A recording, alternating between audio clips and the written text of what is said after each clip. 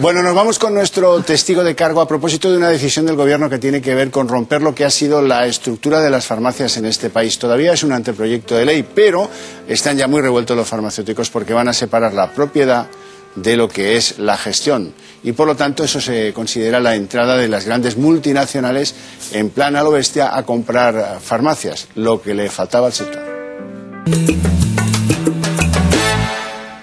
El pasado 28 de diciembre, además del Día de los Inocentes, resulta que el Gobierno aprobó un anteproyecto de medidas que tiene sulfurados a los farmacéuticos en España, porque pretende dividir la titularidad de la propiedad, y eso les preocupa mucho por lo que pueda venir a continuación.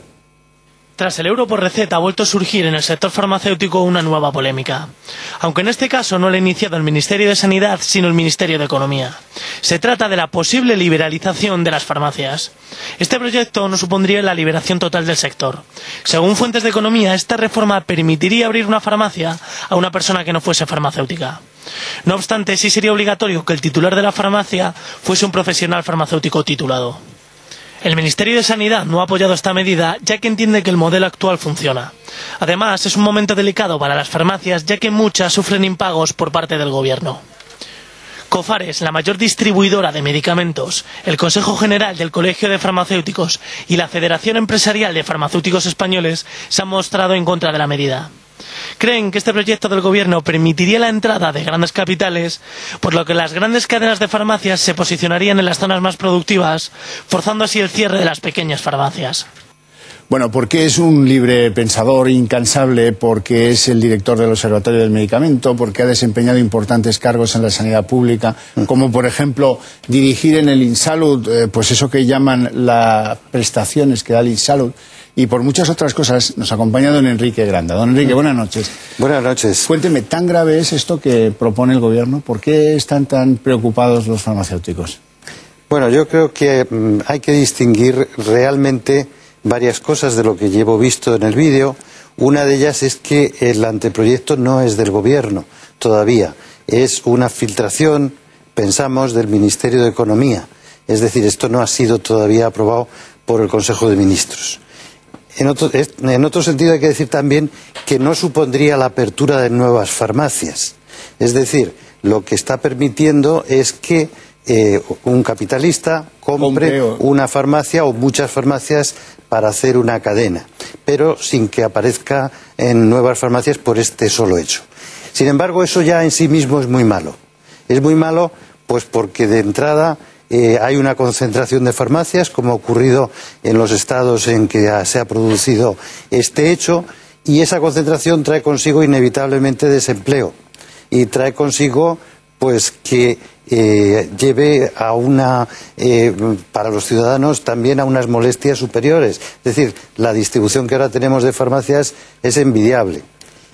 De todas maneras, y para cerrar un poco esta primera pregunta, yo te diría que hay 9 países dentro de la Unión Europea, algunos de ellos tan importantes como Austria, Alemania, Italia y Francia, y el 65% de los ciudadanos europeos que están en estados donde la propiedad y la titularidad están unidas. Es decir, esto no es algo que nos esté reclamando Europa. Bueno, de todas maneras lo que sí podemos decir es que no es una paranoia del Gobierno de Mariano Rajoy, sino que ya el anterior tuvo serias previsiones de hacer algo en este sentido. Recuerdo a Amadeo Petitbó, que fue el hombre de la competencia de ese gobierno de Zapatero, cuando decía, hombre, esto de los farmacéuticos que sean los profesionales y los titulares es como pedirle a un piloto de aviación que sea el dueño del avión que pilota, ¿no? ¿Se acuerda? Bueno, el ejemplo es muy divertido, pero sí, nada tiene que ver. Podríamos decir además que todo este anteproyecto se sustenta en una falsedad, y la falsedad es que lo está pidiendo Europa a través de la famosa Directiva de Servicios del año 2008. Pues bien, eso no es cierto. La Directiva de Servicios excluye expresamente al sector sanitario y concretamente a los farmacéuticos de su actividad. todas maneras, el anteproyecto este del que hablamos lleva dos elementos.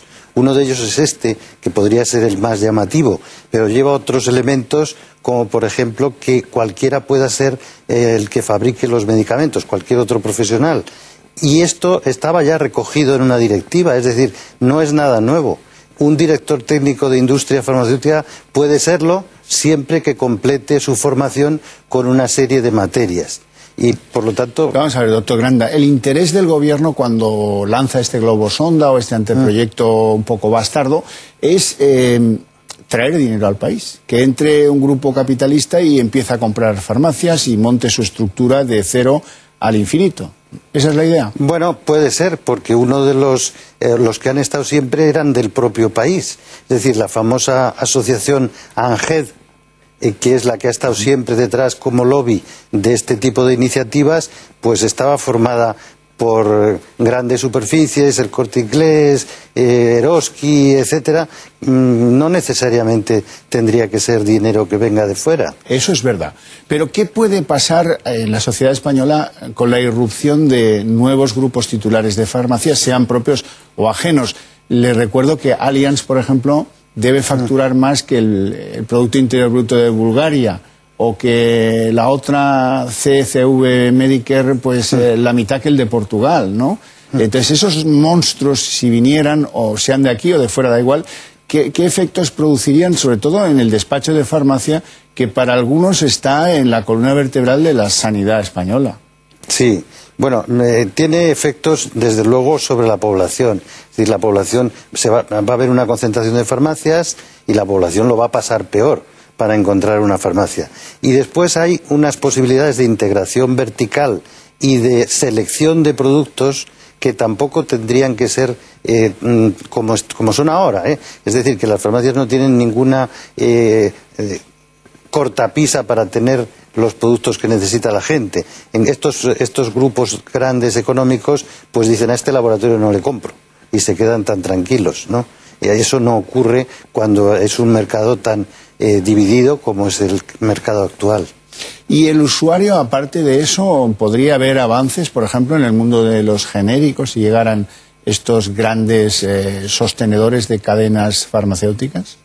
Pues yo pienso que no. Es decir, en este momento el mercado de los genéricos está subiendo de una forma constante y está ocupando el mercado en una cuota pues ya prácticamente la de otros países europeos. No habría grandes diferencias con medicamentos genéricos o con la prescripción de genéricos. Lo que sí es que no sé si la propia administración estaría interesada en negociar con estas grandes cadenas. Es mucho más fácil negociar con pequeñas empresas.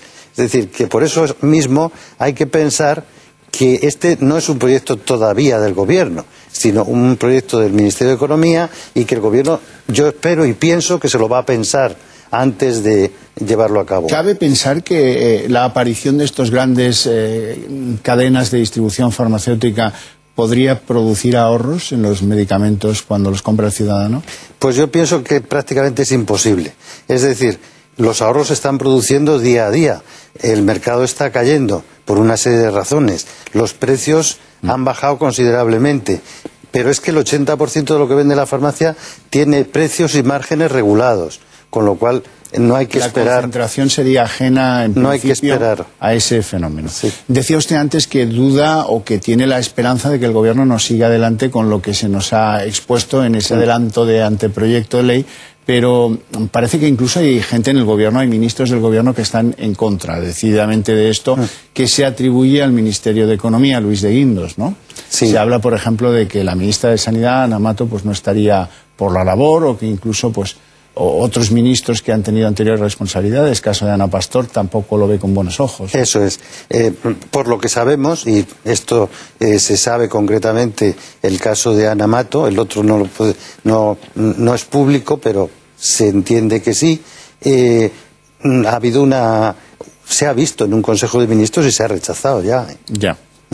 Bueno, lo cual no quiere decir que se reformule o se replantee y se apruebe pues próximamente, ya veremos.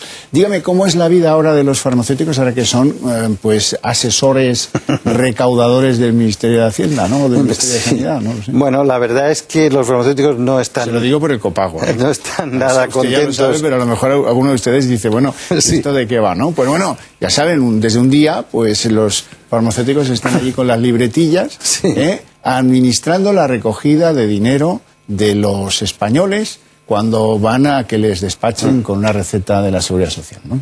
Bueno, pues está suponiendo muchos problemas en las comunidades autónomas que todavía no tienen receta electrónica, porque ha habido que clasificar a todos los pacientes por sus niveles de renta para saber lo que pagan, y eso ha llevado un trabajo importante. Y no digamos nada en relación al cobro del euro por receta en las dos comunidades que se está haciendo, que es en Cataluña y en Madrid. Bueno, eso me dice algún amigo farmacéutico que lo han hecho peor que si la medida se hubiera tomado en Zambia.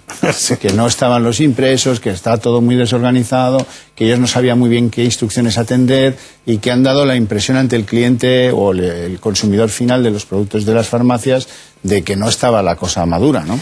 A mí lo que me interesaría dejar claro es que el farmacéutico es una víctima más en esto. Ya. Es decir, ese euro que se recauda no es para él, en ningún caso. Y además, si no se paga, probablemente sea el farmacéutico el que lo pierda, ¿eh? Y eso creo que la gente en su mayor parte lo ha entendido, pero no es malo repetirlo. Doctor Granda, dígame, y parece que se solucionan esos problemas de impago de la Administración en algunas comunidades españolas al sector de la farmacia, ¿no? Que tuvo pues como eje motor incluso una huelga, muchas amenazas cruzadas, porque no cobraban lo que adelantaban por cuenta de los instrumentos públicos de la Seguridad Social. Bueno, pues la situación está mejorando, yo creo que ostensiblemente. Es decir, en Castilla-La Mancha, que hubo un impago enorme. Sí, un conato de incendio. Están al día en este momento. O sea que Cospedal en eso ha cumplido. Ha cumplido. En Valencia están pagando algo, pero es que deben mucho. Deben casi 6 meses y, bueno, es algo que piensan resolver. El ministro Montoro, lo hemos visto, que está dispuesto a recibir facturas directamente de los proveedores de las comunidades autónomas para descontarles el dinero que les entrega a las comunidades. Lo ha declarado ayer. Entonces, es algo que es una noticia excelente por parte de... Bueno, no les van a dejar solos, yo también me alegro. En ese ranking de comunidades que usted de alguna manera inconsciente está haciendo, me habló de Castilla-La Mancha, problema en vías de resolución, o casi resuelto. Me habló de Valencia, más verde, pero complicado, pero hay otras comunidades... Cataluña, está también Baleares, en alguna medida... ¿Cómo van las cosas? Bueno, las peores en este momento son todavía Comunidad Valenciana y Baleares, y Cataluña, y en cambio en una situación de 2 meses de impago están Canarias, Baleares y alguna otra comunidad autónoma, pero bueno, yo pienso que todo esto en el año 2013 se va a resolver.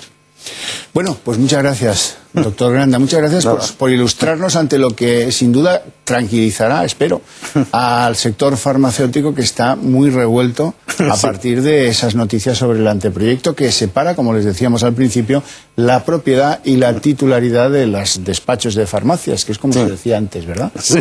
Muchas gracias por estar esta noche con nosotros. Pues nada, gracias a vosotros. Seguimos. Muy bien.